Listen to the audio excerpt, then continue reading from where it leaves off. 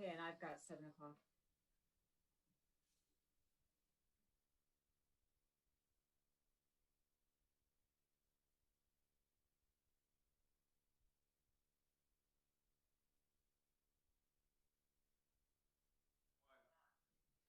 Good evening, everyone, and welcome to the June 16th meeting of the Los Gatos Town Council. We'll start with a roll call. Thank you and good evening. Councilmember Rennie. Here. Councilmember Sayoc. Here. Vice Mayor Spector. Here. Mayor and Chair Jensen. Here. Just some preliminary matters before we get started. If you're joining us by phone, you can press *9 to make a comment. If you are a participant, you can go down to the bottom of your screen where you see an icon of little people.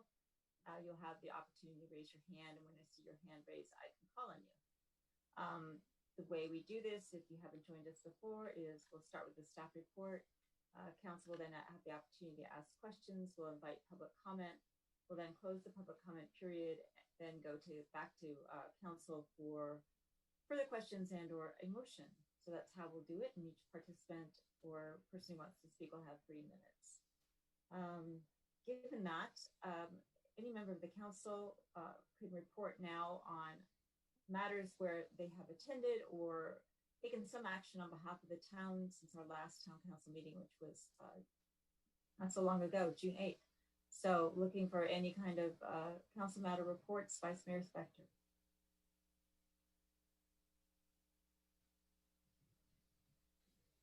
Thank you, Madam Mayor. Over the past week, I attended the West Valley Sanitation District Board meeting. We had a very substantive agenda, and we spent a significant amount of time in closed session discussing our litigation against the cities of San Jose and Santa Clara. Thank you. Councilman Rennie, anything to report? Yes, thank you, Madam Mayor. With your indulgence, I have quite a bit actually. Since our last council meeting, I attended the Silicon Valley Clean Energy Authority Risk Oversight Committee meeting and the board meeting. At the board meeting, we approved a new 80 megawatt solar plus storage. This 20-year plus solar plus storage contract with a company called 8 Minute Energy. It's 20 megawatt battery supply over a 3-hour period. This contract is the 5th long-term renewable power contract that we've approved and accounts for 6.6 of the retail loads served per year. The significance of these long-term contracts is these are with facilities that are being built. So we're actually driving more renewable energy to be built by doing these long-term contracts. With this recent PPA, Silicon Valley Clean Energy has now invested over $1 billion for new renewables in long-term contracts for geothermal, solar, and storage. On 6/4, I attended the VTA Governance and Audit Committee, and then just afterwards, the board committee. Of significance passed on the board. The next 10 years of bike and ped projects from the Measure B funds have been approved by the board. Los Gatos had 5 of the 39 project applications and got 3 of the 5 funded for $5.3 million of the $79 million that was approved. Our projects funded were the bike and ped crossing over 17, the Winchester Complete Streets, and the Kennedy Sidewalk Class 2 bike lane. Our trail connector project at 9 did not receive funds. The projects were recommended and got funding based on a scoring criteria that was developed earlier with board approval.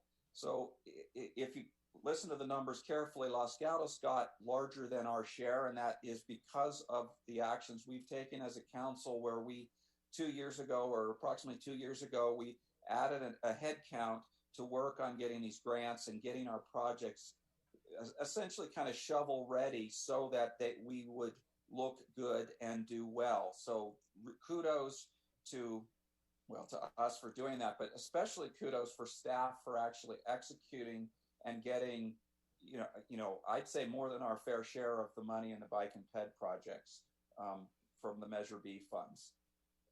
And it'll be another 10 years before they assign more projects. So it was good to get that done. I also attended the Finance Committee with Councilmember Sayak. Nothing particularly exciting to report there. I attended the Conceptual Development Advisory Committee with Councilmember Sayak. We reviewed a proposal. Instead of the approved office building on Winchester, instead they are proposing a 100-unit small apartment, or a second option was an assisted living facility.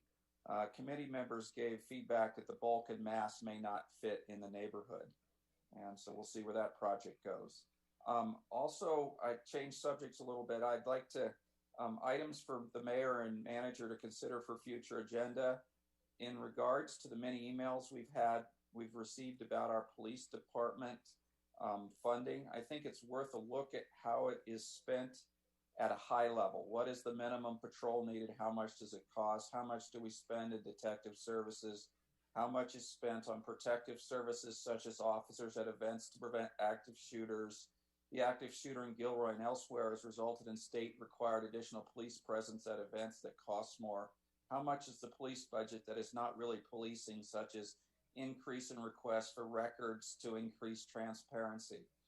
At least an information item on a high-level breakdown for future council meeting would be a minimum help transparency and create a productive dialogue. Second, sort of along the same lines, but I think of a separate item, is racism in our community. We've also received a lot of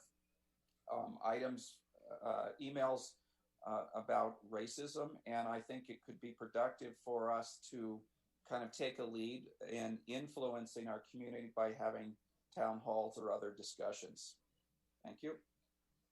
Thank you, Mr. Rennie. Councilman Sayoc? Thank you. I'll second Councilmember Rennie's requests for those two items for a future meeting. On that note, Cities Association did have their recent board meeting, and one of the items that was approved was a resolution that Vice Mayor Chappie Jones of San Jose, Vice Mayor Nisa Fligor of Los Altos, and Mayor Rich Constantine of Gilroy had created and sponsored, that speaks to Black Lives Matter and specific steps that cities can take to create the change that many of us are envisioning. That was signed by the Cities Association Board. In addition to that, the specific actions that we approved and disapproved, we endorsed AB 795, which is the RDA housing bill, and specific bills that we opposed were those bills that we believe took away local control for any future housing proposals that are on that the legislator is considering. Thank you. Thank you, Councilwoman Sayoc. I honestly can't even remember. Let's see, yesterday I was on a Zoom call for the Policy Advisory Committee for Highway 85, where the regional leaders got together for the first time in some time to discuss the future of Highway 85 and any kind of changes to the lanes or transit. No clear decision was made. It was a study session, but there was a consensus that we would pursue some kind of transit option, whether that took the form of a bus lane or some other form is still to be determined. Los Gatos did, Ms. Rivetti did sign on behalf of Los Gatos a letter with Campbell and Cupertino, I believe it was, indicating what our preference was on that. Ms. Rivetti and I also had the opportunity to speak with Assemblymember Evan Lowe regarding alcohol licensing, which has been a bit of a mismatch between the county health order, which allows outdoor dining, and the alcohol beverage control interpretation of licensing, which indicates that they will not issue new licenses unless the county as a whole has moved into a different phase. So we're continuing to have discussions around that. And Ms. Rivetti and I do have a call scheduled with Senator Bell on Friday. In addition, we just continue to meet and talk about issues regarding both of COVID-19, town issues, business issues, and you name it. I did discuss to Councilman Rennie's and Councilwoman Sayoc's comments I did discuss with Ms. Rivetti today. Barack Obama has issued a basically call to various mayors to commit to a review of police department policies. We are just going to take a look at what the requirements are of that and see where we might want to go on those issues. So that's something that is on the table that we're thinking about. With that, I'll go to Ms. Rivetti for Manager Matters. Thank you. And on that point regarding police reform, as many of you know, our officers and our department continuously reviews its policies, particularly use of force policies. So we're in a constant state of change and update and really want to make sure that we are following those best practices. Our chief is working on a public communication regarding our use of force policies, so that way everyone will know where we stand on those, and we're very open to future conversations with our community on these and other related issues. In addition, we are now recruiting for our youth commission, so we're really interested in having new people come to our commission. We have 5 openings. Applications are due on July 10th by 4 p.m. Please join us if you care about Los Gatos and the change that may need to happen. You can make a difference by signing up to the Youth Commission. And in addition, we are continuing to work on our long-term plan for the year 2040 called the General Plan Update. And that committee is meeting on Thursday at 7 p.m. via Zoom. And again, those of you who are interested in where Los Gatos is going in terms of sustainability and other issues, this is a great committee to join and provide your public comment. Again, 7 o'clock on Thursday. And that concludes my report. Thank you. Thank you very much, Ms. Rivetti. I'm going to go back to Mr. Schultz. I skipped over the closed session report. Mr. Schultz? Yes, good evening, Mayor and Council. Prior to tonight's regular session, Council met in closed session to discuss real property negotiations, 2 properties for 75 Church and 4 Tate. No action was taken required before the end of the round. Thank you, Mr. Schultz. The next portion of our agenda is called the consent calendar. Those items that have been placed on the consent calendar are items that the town council, the manager, the mayor have determined are somewhat non-controversial or sufficiently non-controversial that they could be passed in a single motion without further public comment or hearing. That said, if any member of the council wishes to pull an item from consent, then we'll hear it in its normal course as a normal item on our agenda in the order of its number. Does any member, right now we have on our consent calendar items 1 through 12. Does any member of the council wish to pull an item from our consent calendar? Seeing none, does any member of the public wish to pull an item from our consent calendar? You can do that by raising your hand, and I'll give you a couple seconds to do that.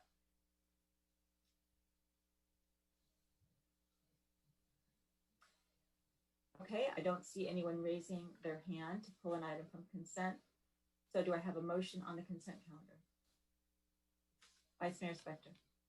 Thank you, Madam Mayor. I move to approve the consent calendar items 1 through 12, making special note of commending the people in Los Gatos for already having abated their hazardous vegetation. So thank you, and that's my motion. Is there a second? I'll second. Seconded by Councilwoman Seok. Okay, roll call vote. Councilwoman Excuse me, Seok. Chair. Oh, yes. Sorry. This is the town clerk. If the motion could include the desk item for item number 4. All right. Madam Vice Mayor, did you intend to include that? I'm assuming in your motion. Absolutely. Thank you. And Councilwoman Seok, is that fine with you? Yes. Thank you, Ms. Neis. Now we'll call the question. Councilwoman Seok. Yes. Councilman Rennie. Yes. Vice Mayor Spector. Yes. And the mayor votes yes. The consent calendar passes unanimously. Which brings us to a part of our meeting schedule that we call verbal communications.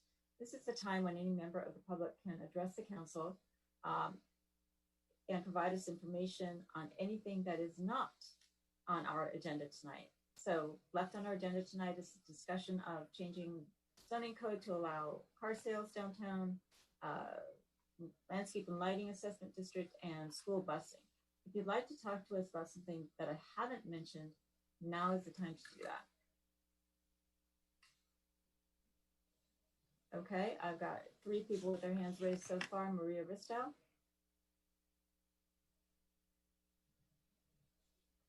Okay.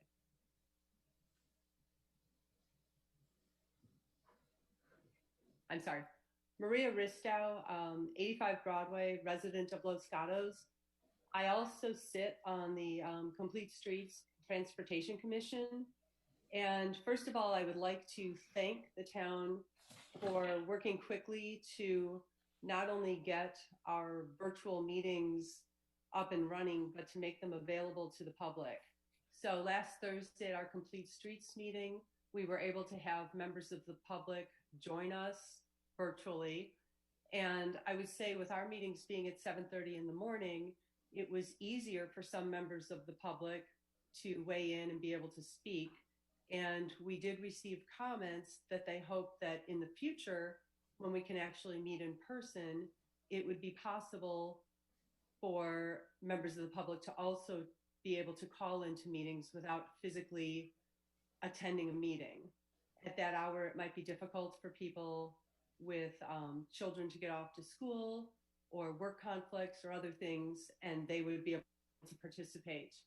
As somebody who personally enjoys being in meetings face-to-face and really wishes I could be sitting in council chambers watching proceedings, I'm not speaking on behalf of myself, but I have heard from other residents that they would also wish to see town council and all other commission meetings continue to be accessible via call-in once the shelter-in-place order is over, once social distancing does not preclude us from having physical meetings.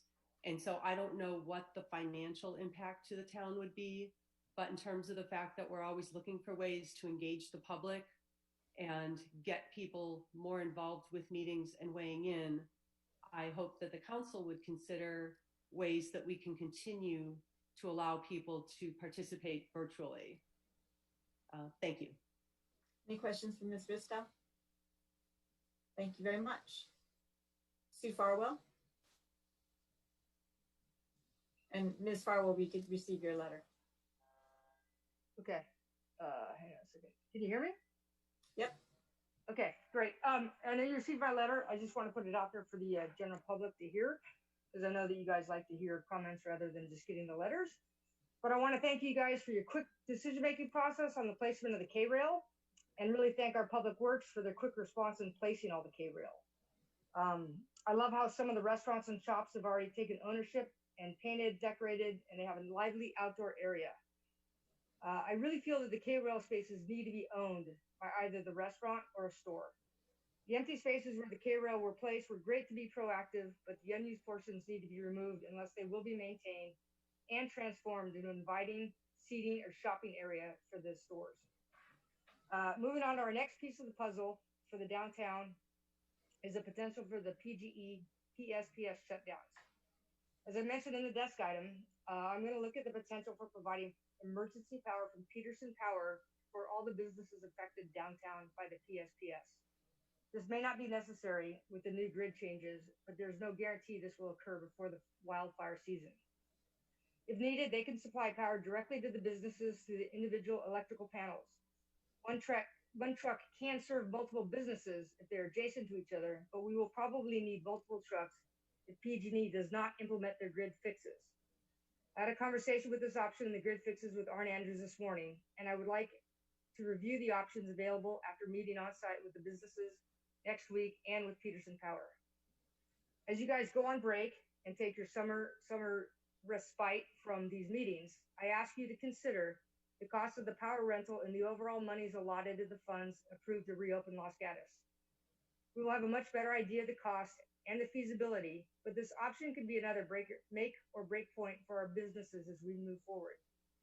At this point, losing power for a restaurant could not only be a breaking point, they will lose not only sales, but product.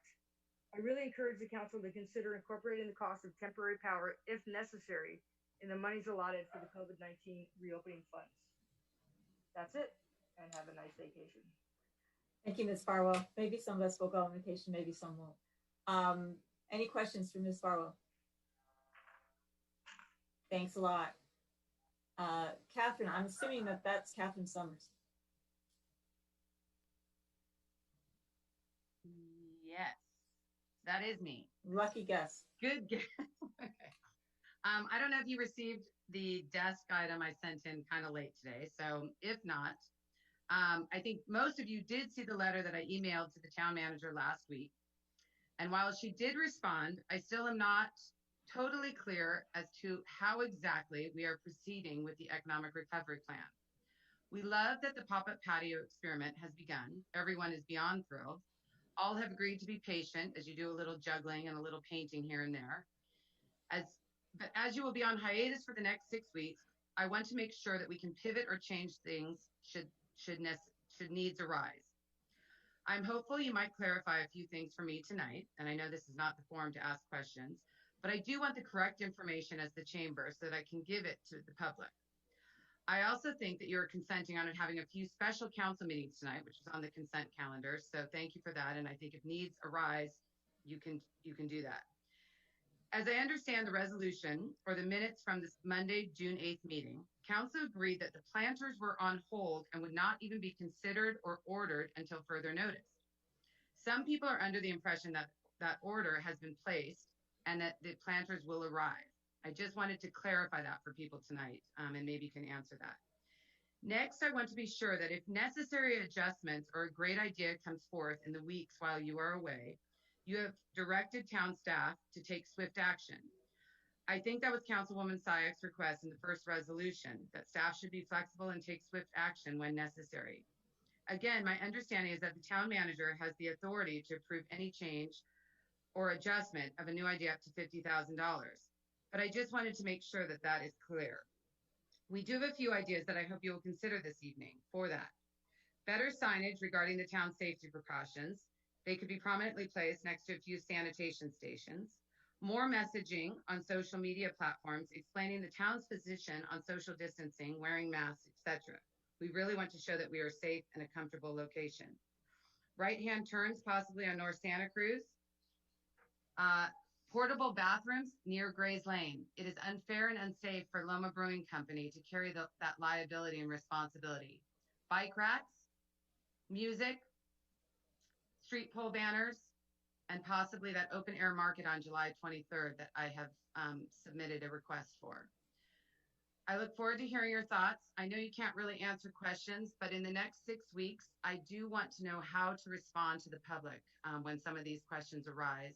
And I do want to know to whom I should forward any requests or ideas to while you are away. Thank you. Okay, thank you, Ms. Summers. We can probably answer some easy ones. That is, the town manager does have authority up to $50,000. We do have placeholder meetings in July. We're hoping not to have to use them.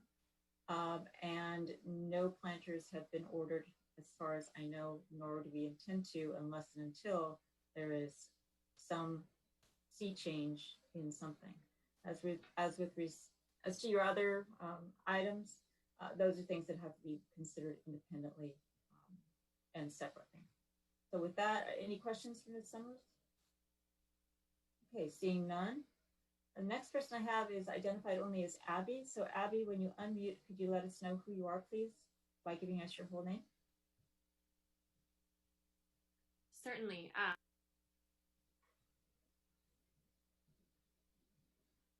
So you were on and you went off again. Hi, can you hear me? Yes. Okay. My name is Abby Horowitz. I'm a new resident of Los Gatos. I'm also new to California. I moved here right before shelter in place started, so I'm still getting to know the town. And this is my first time sitting in live on a meeting, so it's nice to see you all and to hear everything that's going on locally. I admit I'm still learning about the ins and outs of the local government. And I had some remarks that I wanted to share, but you've addressed them largely already, so I will speak more extemporaneously and just say thank you. One of the things that I've been thinking about or looking for from the government here and from the township locally, the people here, is just a commitment to speaking out against, racial injustice. And so I saw come through the proclamation on June 5th. And I really appreciated seeing that, but I was a little concerned by the amount of time it took for that statement to be made. 11 days passed between the death of George Floyd and that statement, and I didn't see any commitment to concrete action coming out of that conversation, coming out of that statement. I'm very, very pleased that Councilmember Rennie raised that point tonight, that that's a topic for future discussion. I'm very happy to see those plans are forthcoming. So I'm going to be looking forward to participating in that and seeing sort of what the outcomes are. So I want to say thank you for acknowledging that, for putting that on the agenda. And I'm happy to be here. I'm looking forward to see what progress you're all committed to making together. And I hope I can contribute to that too. So thank you. Thank you very much, Ms. Horowitz, for joining us tonight. We hope you'll join us in the future. Any questions for the speaker? Okay, seeing none. I do not have any other people with their hands raised for verbal communication. And I'm looking to make sure nobody pops up. And they're not, so I'm going to go to item 13, which is a consideration of approval to Mayor, amendments. a quick question of staff. Yes, go ahead. So there were questions raised by Catherine Summers of specifics of staff and how we will operate during July. And so my question just to Ms. Pravetti is, are the questions that ask something that staff can just take care of, or is there something that we as council members need to do between now and our next public hearing? Thank you for the question. As the speaker identified, she had put some of these items into an email to the mayor and I and other staff on Friday, to which I responded and made very clear that the motions that have been passed did not include the purchase of planters, as the mayor mentioned. Issues of restrooms and hand sanitizer, those are, I don't believe we're thinking about adding restrooms to those particular areas. We can certainly look about signage regarding safe distancing, et cetera. But we want to make sure that we don't unduly clutter the public realm. So we'll look at some of these. Some of them are easier to do. Issues such as that affect the street circulation, such as right-hand turn movements, et cetera, are things that are going to take a little bit more study and direction. But we will do our best to be responsive to the chamber and to individual businesses over the July timeframe. And again, the July meetings are placeholders in the event that we do need to convene the council for business purposes, but at this time we don't see any particular need. And we appreciate that the chamber, of course, is looking at events, and we are processing the special event permit for the marketplace. And we've encouraged the chamber to apply for our community grants, for which funds might be available for that purpose. So we will stay engaged with the chamber throughout the summer on these items and others. Thank you. Thanks. Any other questions for staff or discussion before I move on to item 13? Okay, I am going to go to item 13, which is consideration of a draft ordinance amending the zoning code to allow automobile sales. Mr. Mullen. Thank you, Mayor. The town code amendment being considered tonight would allow standalone used vehicle sales in the C2, LM, and CH zones with an approved conditional use permit. Under current regulations, used vehicle sales are only allowed when incidental to new vehicle sales. And the policy committee discussed this matter in January, recognizing that vehicle sales would still require a conditional use permit, and that the planning commission would continue to consider whether vehicle sales at a specific site were appropriate. The Planning Commission reviewed the amendment on May 27th and forwarded a recommendation to the Town Council for approval of the amendment to Chapter 29 of the Town Code as provided in the draft ordinance attached to your report tonight. This concludes staff's presentation, and I'm happy to answer any questions. All right, are there any questions for Mr. Mullen from the council? Mr. Rennie. I guess just a small one. Is this in response to the guy that wanted to open up at vintage car sales, and since it was considered used cars, that it wasn't allowed, even though it's really, I mean, used car sales has a certain connotation. Sales of vintage cars that may be 50 years old is something different. Is that what prompted this? That's what prompted it originally, and had the question be forwarded to the policy committee. And the resulting changes would allow that to happen more easily, is basically where we went, correct? The draft ordinance in front of you would allow it to happen at all, because currently the code wouldn't allow standalone used vehicle sales regardless of what year or how old the cars were. And so now it allows the planning commission to make that decision. Yes, it would allow them to operate with discretion as to whether the project in front of them or the request in front of them was appropriate for the specific site. Okay, makes sense. Thank you. Any other questions? Okay, seeing none, does any member of the public want to address the council on this particular item, car sales? I'm going to again give you a second. Put your hand up.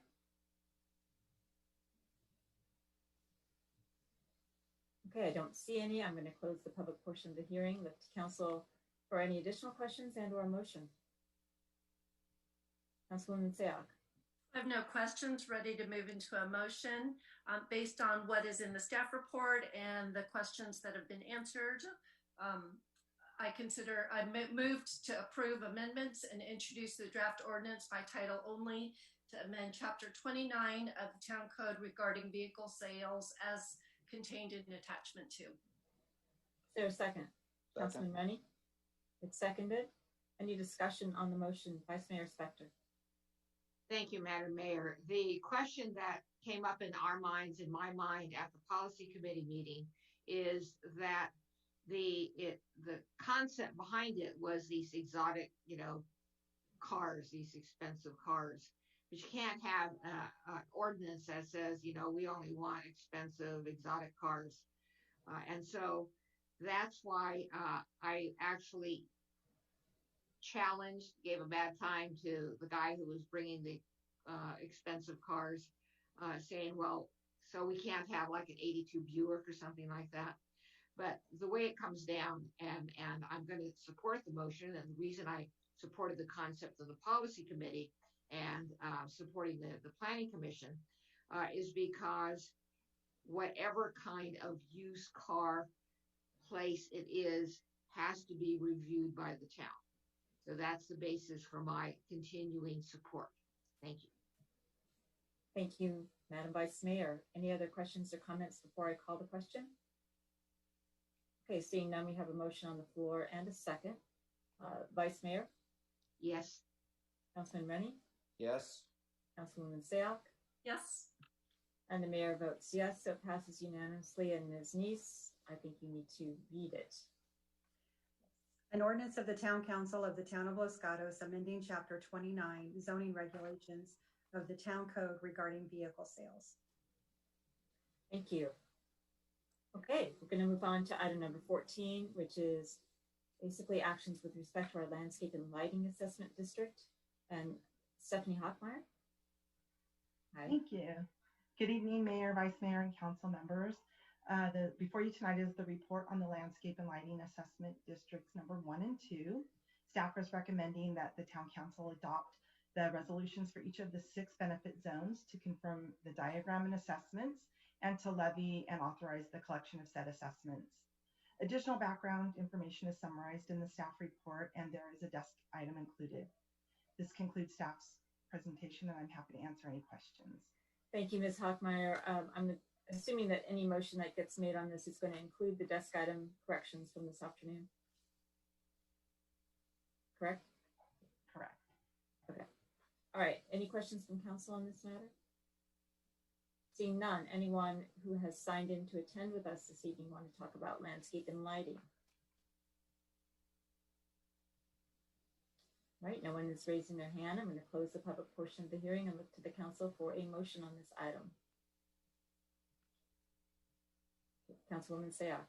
Okay, I authorize the following actions for landscape and lighting as contained in our staff report A through F, including the desk items that have been mentioned. Is there a second? I'll second it.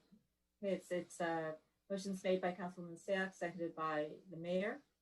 I'm going to do a roll call vote. Vice Mayor? Yes. Councilman Rennie, Yes. Councilwoman Sayoc, Yes. and the mayor votes yes. It passes unanimously. So we'll move to our last item on this evening's agenda, which is a discussion of the town's school bus service and whether or not the contract ought to be extended, postponed, or some other action taken. Ms. Smith. Good evening, Mayor, Vice Mayor, and council members. I would like to first draw to your attention that in addition to your staff report and attachments, you also have a desk item, which includes the public comments as well as a draft customer survey report. I would like to start with just a very brief background on the school bus program. The council authorized this pilot program for 18 months. And again, this year at your March 3rd meeting, the council decided to continue to run the program for one more year. A lot has changed since the March 3rd meeting. The schools changed to distance learning starting on March 16th under the shelter-in-place order. The bus service was since suspended. Before committing to town funds, we felt that it's best to come back here and check in with you and ask for your consideration. If there's one word to describe the outlook for the next school year, that is uncertainties. Although there are many unknowns in the school reopening scenarios, staff concluded that three factors that are most relevant, which they are described in the staff report. First one is the lower demand for school bus service. The demand will likely to be cut in at least half, assuming everything else stays the same. Keep in mind that if there are only no more than 50% of students attending school at any given time, you will not have a problem of congestion around schools. So that was the original goal of the program. The second factor to consider is the reduced bus capacity. Based on the newest information, we understand that in order to keep the social distancing requirements of at least 6 feet, the seating capacity must be reduced. We don't know the final number yet, but based on some of the estimates throughout the state, the numbers of the maximum capacity would be between 9 and 13 students on a standard school bus.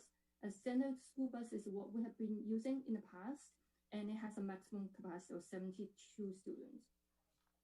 The third factor has something to do with the COVID-19 health concerns by our customers.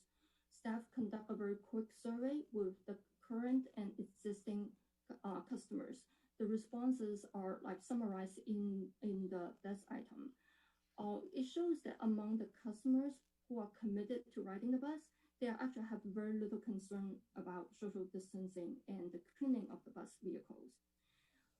So in our evaluation, staff consider all of the above factors and other information we have.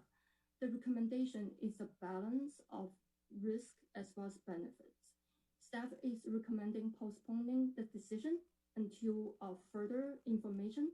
When we have more concrete information on the school reopening, we would like to come back with the information and any necessary staff recommendation for your consideration. But for tonight, the staff recommendation is to postpone that contract amendment with our school bus provider, STA. This concludes my presentation, and I'm happy to answer your questions. Thank you very much, Ms. Smith. Are there any questions? I see the Vice Mayor with a hand up. Thank you, Madam Mayor. Ms. Smith, can you explain to us or tell us, if the town wanted to go forward with the buses, given the situation we're in, how much money would we have to spend while the uncertainty existed?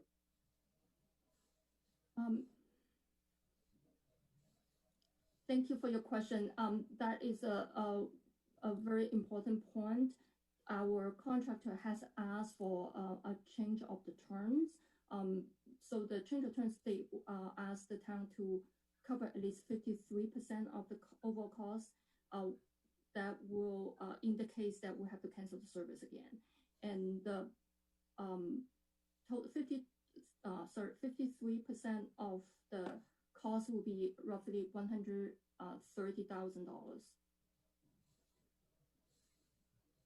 Thank you. Okay, I'm going to ask a follow-up before we change subjects. Ms. Smith, I'm looking at page 4 of the staff report, and I was unclear on, so I understand that, quote, modification of terms, unquote, carries with it a financial burden, but what I couldn't really tell from the staff report is whether just outright canceling the contract also carries a financial burden. If we didn't postpone it, we just said we're done. So at this point, the town hasn't signed anything in terms of the contract amendment. So at this point, before you make this decision, we're not under any obligation. But the amendment will have to start on July 1st. Anything after July 1st, we will be on the hook for the 53% of the cost. All right, so if the council, just to make sure I understand, if the council determined this evening that it wished to simply not sign a new contract, stop the service, that is an option it can pursue without incurring any additional costs. Is that correct? That's correct. Okay, thank you. Mr. Rennie? Thank you, Mayor. So I'm having trouble imagining how this service works at all. And I'm also trying to understand what it is we're waiting to see if it changes. So the key one to me, I think, is you're saying our buses can only carry somewhere between 9 and 13 students. And our goal before was to get a full bus, so that the money we paid gets reduced. We were all about reducing traffic and congestion. And is there any way it's going to change from 9 to 13, or are we now only going to be transporting 9 to 13 instead of 50 to 70 on a bus route? Or are we going to run more buses with more drivers? I don't understand how this works at all. Is there something that's going to change that would allow it to work?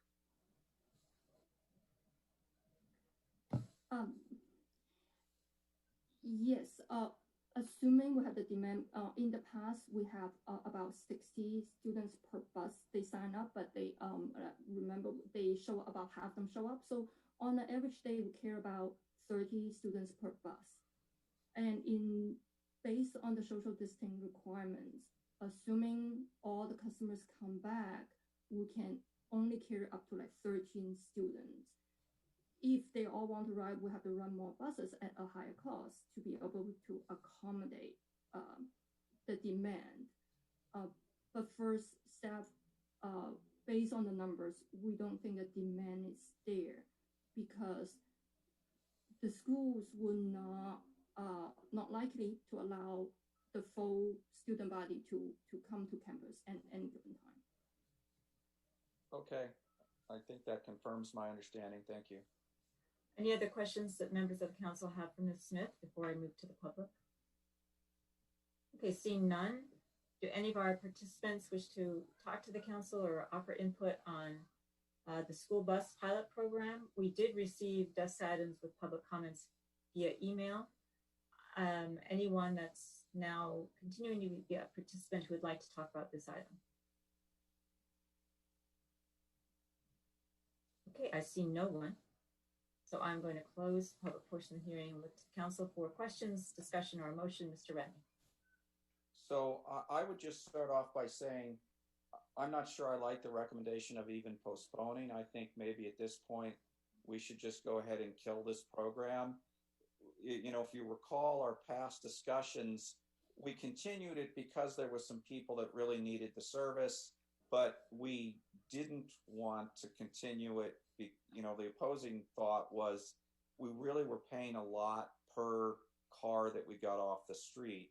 And now I'm hearing that's just been cut, in a third, right?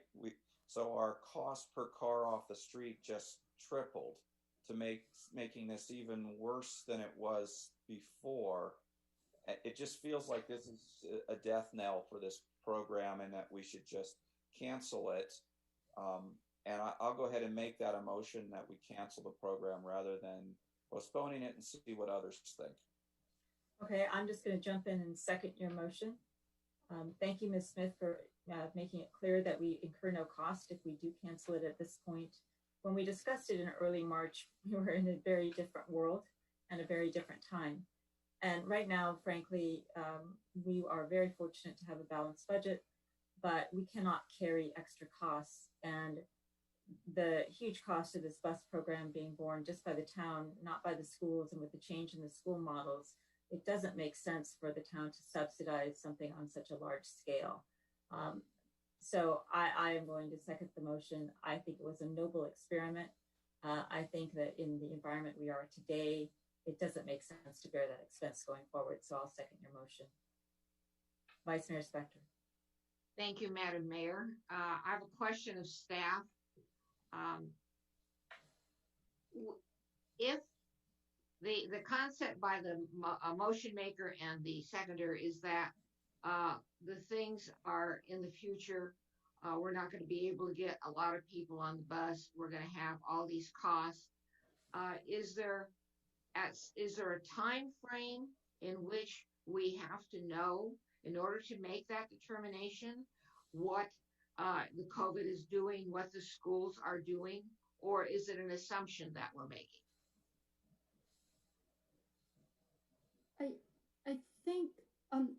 I think what we have put in the information is really based on the information we have received, which is not a lot. So that uncertainty is really the key word. But based on the limited information we have, we projected the demand will be very, very low. And the fact that the social distancing requirement puts us at such a lower capacity, and that is also a fact. So basically, those are the limited information we have and what we can stand on to make the recommendation. And hope that answers your question.